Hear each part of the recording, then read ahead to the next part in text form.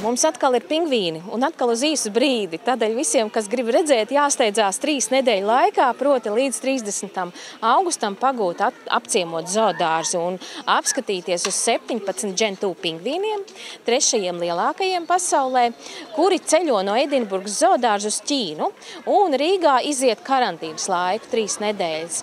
Un kādēļ tad Rīga ir izvēlēta? Jo Latvija ir tā valsts, kurā nav konstatēta putnu gripa. Šobrīd flamingu māja tika iekārtota ar spēcīgiem kondicionieriem, kas spēj nodrošināt šai sugai atbilstošu temperatūru, proti +6 līdz +12 grādiem.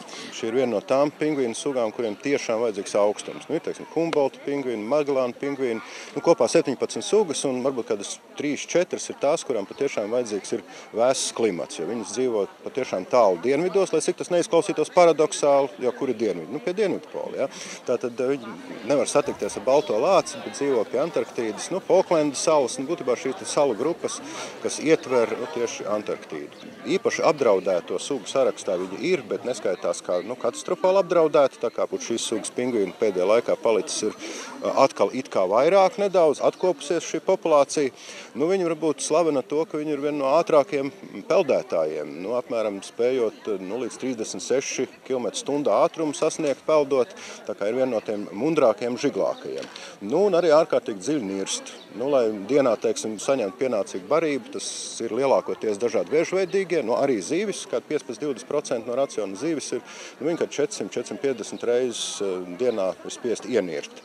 Un tad nirstot, sirdsdarbība, jautā, kā var tik ilgi, vairākas 10 minūtes noturēties zem ūdens. Vienkārši sirdsdarbība palēninās. No kādiem 100 sitieniem minūtē līdz pat 20. Ja? Un tādā veidā patiesībā tiek ekonomiski izmantots skābeklis.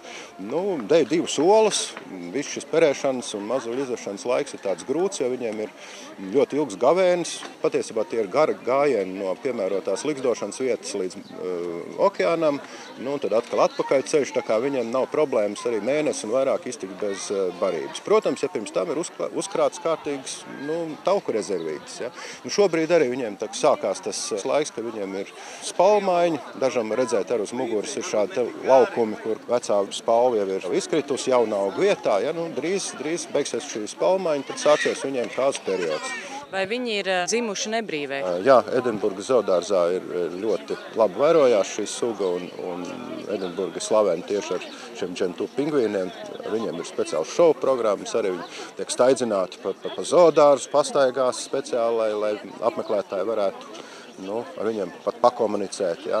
Bet tas ir, protams, tā īslaicīga pastaiga. Protams, lai nodrošinātu labus turēšanas apstākļus un vērošanās apstākļus, jāiegulda ļoti daudz naudas. Un tāpēc jautājums par to, vai zoodārzā Rīgā šādi pingvīni būs, es teikšu, ka tuvākajā laikā noteikti nē. Rīgas zoodārzs ar saviem pieticīgiem resursiem varētu kādreiz pretendēt uz tādiem pat mazākiem augumā pingvīniem, Humbolta pingvīniem, Magellāna pingvīniem, kāda varbūt ir Klaipēdas okeānārijā.